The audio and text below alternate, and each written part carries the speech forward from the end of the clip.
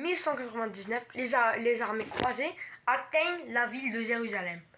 Ils réussissent à vaincre les musulmans dans leur terre natale. Dans la terre natale.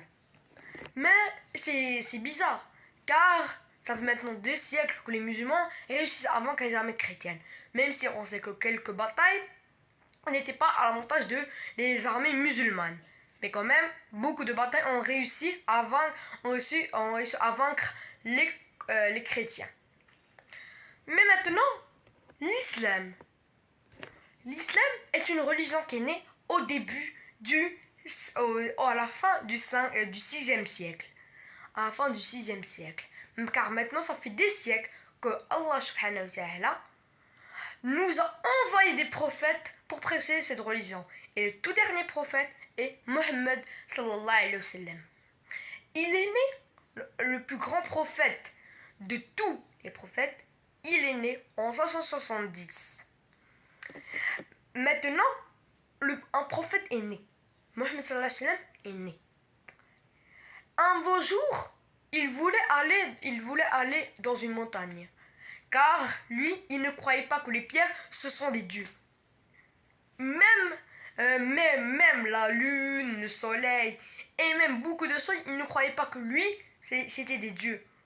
Il croit que tout ça autour de lui a été créé par quelqu'un. Allah, on le sait tous. Mais avant, personne ne le savait. Et c'est comme ça, un beau jour, Mohammed sallallahu alayhi wa sallam, partit vers une montagne pour méditer. Et c'est comme ça que l'ange Gabriel, lui était apparu. Et il dit Iqra bismi rabbika alladhi khalaq. Lis pour ton Dieu qui t'a créé. Et c'est comme ça que Mohammed sallallahu alayhi wa sallam est devenu et a prêché cette religion. Mais lui, il ne voulait pas que lui seul est musulman. Il voulait que tout le monde devient musulman. Et c'est comme ça qu'il est parti à la Mecque pour prêcher cette religion.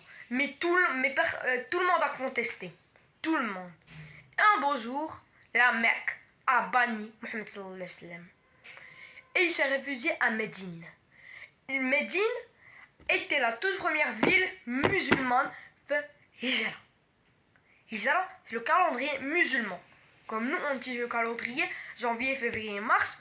Eux, le calendrier musulman est un petit peu est très utile, mais quand même. Personne n'utilise le calendrier. Il y a seulement quelques pays. Mais revenons à nos moutons. Et c'est comme ça que Hijra est apparu. Hijra de Rasulullah sallallahu alayhi wa sallam. Et c'est comme ça que Médine est devenue musulmane. Mohammed sallallahu alayhi wa sallam n'attaquait pas des villes, mais des caravelles. Car les caravelles atteignent toujours la seule ville qui contrôle la mer Rouge, la Mecque. La Mecque est comme la ville, est comme le chef de la péninsule arabique. Toutes les caravelles atteignent Médine, partent vers Médine et sortent vers Médine. Et c'est comme ça que Mohammed sallallahu alayhi wa sallam voulait déstabiliser cette ville. Il voulait la déstabiliser. Et c'est comme ça qu'il a réussi à les déstabiliser. Il a réussi à vaincre beaucoup de villes jusqu'à Badr. La bataille de Badr a commencé. Et c'était un fiasco pour Badr. La ville de Badr est devenue musulmane. Une victoire pour Mohammed sallallahu alayhi wa sallam. Une défaite pour la Mecque. Et c'est comme ça que la Mecque croyait avant que cette religion n'était que passagère. Elle ne croyait pas qu'elle va être comme le christianisme. Elle ne croyait pas qu'elle va s'étendre. Mais elle s'est étendue. Et c'est comme ça qu'au lieu de devenir musulmane, elle a combattu les musulmans. Mais dans la première bataille avec Khalid ibn Walid, les Mécois ont réussi à vaincre les musulmans. Et après cette bataille, Khalid ibn Walid a fait un rêve. Il a vu la main de Mohammed sallallahu alayhi wa sallam. Il lui tendait comme ça. Et Khalid ibn Walid a pris la main de Mohammed sallallahu alayhi wa sallam et Mohammed sallallahu alayhi wa sallam l'a attiré vers lui. Et il croyait que lui, c'était une vision. Et c'est comme ça qu'il est devenu musulman. La Mecque a perdu son plus grand général. Mais maintenant, la Mecque voulait encore vaincre les armées musulmanes pour prouver à Khalid ibn Walid que cette religion est faible. Mais Khalid ibn Walid a réussi à vaincre les armées mécoises. Et après, Mohammed sallallahu alayhi wa sallam a dominé toute la péninsule arabique du sud, sauf la Mecque. Mais un beau jour, quand il sentit que son armée était forte, il est parti vers la Mecque pour les combattre. Mais la Mecque n'a pas voulu être pillée par les musulmans. Et c'est comme ça que toutes les richesses de la Mecque restaient. Car ils ont signé un traité de paix avec Mohammed sallallahu alayhi wa sallam. Ils acceptent eux de devenir musulmans. Sauf ceux qui ne veulent pas, ils n'ont qu'à partir ou bien ils n'ont qu'à payer un impôt très spécial pour les non-musulmans. Et maintenant, la Jahiliya n'est plus. La Jahiliya, c'est l'histoire ancienne. La Jahiliya est considérée par les musulmans que l'âge de l'ignorance. Et c'est comme ça que la Mecque tombe, la péninsule arabique tombe. En 632, Mohammed sallallahu alayhi wa sallam est mort. Maintenant, toutes les villes ont contesté l'autorité du nouveau calife Abu Bakr. Car ils croyaient que l'islam est né avec Mohammed sallallahu alayhi wa sallam et morte avec Mohammed sallallahu alayhi wa sallam. Mais Abu Bakr réussit à prendre le taureau par les cornes et réussit à vaincre toutes les villes de la péninsule arabique. Mais la Mecque, comme on le sait, elle n'a pas contesté l'autorité. Car si elle conteste l'autorité musulmane, elle va en payer les conséquences comme les autres villes. Maintenant, la péninsule arabique, elle est musulmane, restera musulmane pour toujours. Et maintenant, mais Abu Bakr ne veut pas rester seulement dans la péninsule arabique. Car les empires les plus puissants, l'empire sassanide et l'empire byzantin, sont en train de faiblir. À cause de l'empire sassanide, quand a combattu l'empire byzantin, l'empire byzantin a perdu des territoires via les Balkans et de la péninsule italienne. Il a perdu beaucoup à cause des Lombards et des Slaves. Mais maintenant, nous, on s'intéresse dans la péninsule arabique. Abu Bakr s'est arrêté.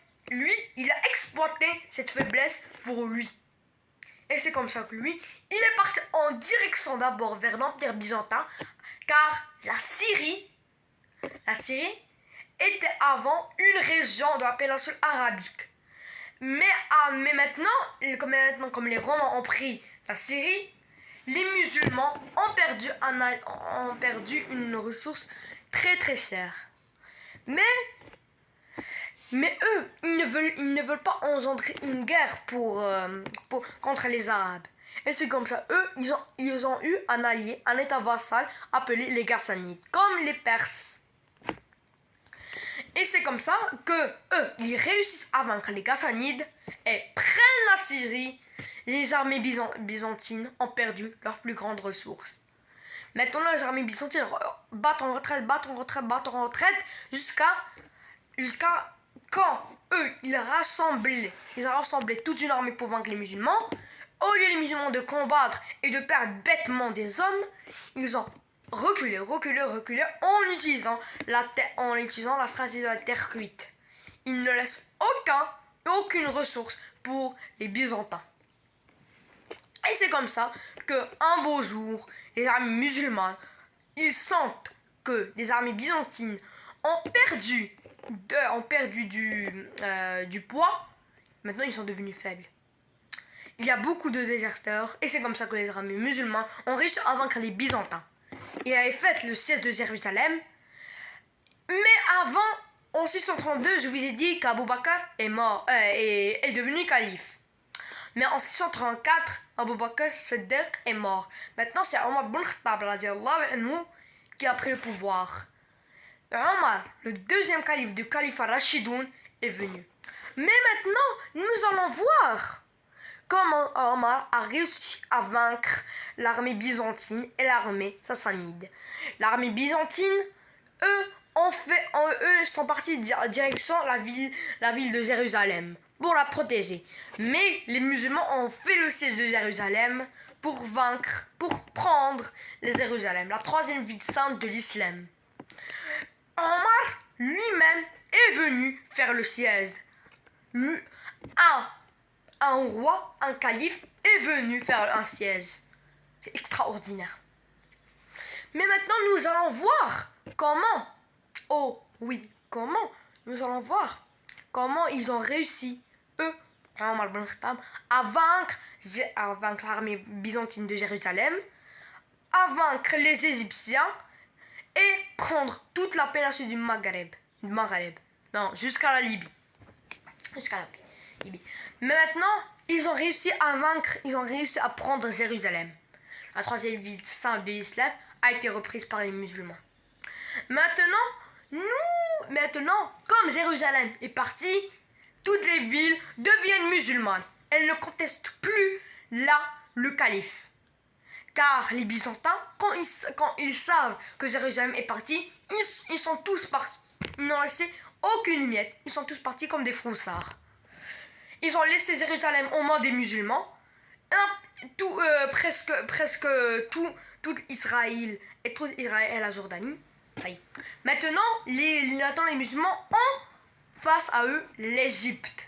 Une ressource très très importante pour les Byzantins. Ils réussissent à prendre l'Égypte et la Libye. Ça y est, leur expansion s'arrête aux côtés de l'Afrique. Mais avant, Omar ibn Khattab a envoyé Khalid ibn Walid pour vaincre les armées perses. Ils ont réussi, Khalid ibn Walid a réussi à gagner du terrain, mais ils stabilisent, les armées sassanides stabilisent les frontières.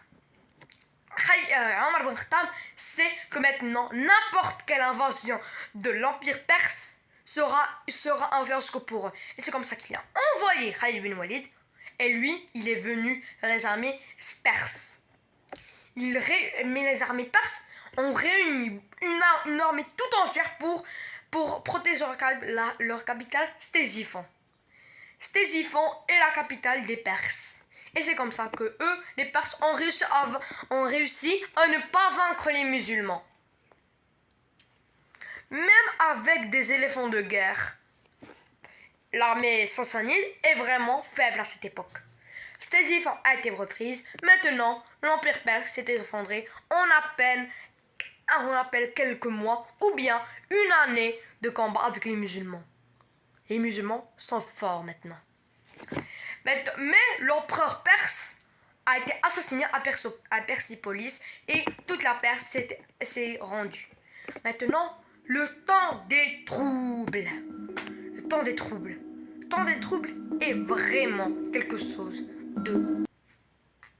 on se peut dire, est vraiment quelque chose de pire pour les musulmans. La première fitna est venue. Othman, après la mort de Omar ibn Khattab en 634, il a pris le pouvoir, n'est-ce pas? Mais en en 638, Omar ibn Khattab est mort. Maintenant, c'est Othman qui a pris le pouvoir. Mais Othman fait comme avant l'Hijra, quand la Jahiliya est encore venue. Tous ses proches, toute sa tribu des courages est mis dans un plus haut poste, comme général, gouverneur ou bien même conseiller. Mais les armées musulmanes, les musulmans n'acceptent pas ça. Il n'a pas le droit de faire comme ça. Et c'est comme ça qu'il est mort, assassiné. Maintenant, c'est au tour de Ali. Mais Muawiyah, le frère d'Othman, a contesté Ali. Maintenant, les chiites et les sunnites. Les sunnites, c'est ceux qui croient à Muawiyah, croient que Ali a tué Othman. Mais les chiites croient en Ali. Il n'a pas tué les Othman. Mais encore un autre petit problème, les Kharijites. Les Kharijites ils ne croient ni à Ali ni à Muawiyah. Ils ne croient eux à rien. Eux, ils sont musulmans, oui, mais ils ne croient pas en Ali et en Muawiyah. Et c'est comme ça que Muawiyah et Ali ont réussi à vaincre, ont uni leurs forces pour vaincre les Kharijites. Mais surtout, c'est Ali qui a pris du devant. Mais un jour, Ali a décidé de combattre Muawiyah. Et c'est comme ça que Muawiyah a réussi à vaincre Ali. Il ne s'est pas effondré. Mais pendant cette guerre, ils ont décidé qu'on ne peut pas combattre des musulmans. Des musulmans qui combattent des musulmans, c'est fou. Et c'est comme ça que eux, ils ont fait un terrain d'entente comme un débat. Ils ont fait un vote, comme l'ONU. Ils ont fait un vote pour savoir qui dit la vérité. Et beaucoup de partisans de Ali, ils ont cru en Ali. Ils ne croient plus à Ali. Et c'est comme ça que Ali finit assassiné. Maintenant, Muawiyah a pris le taureau par des cornes. Et c'est comme ça que le califat omeyyade est né. Mais ça, c'est pour une autre vidéo. Alors, à la prochaine, Inch'Allah.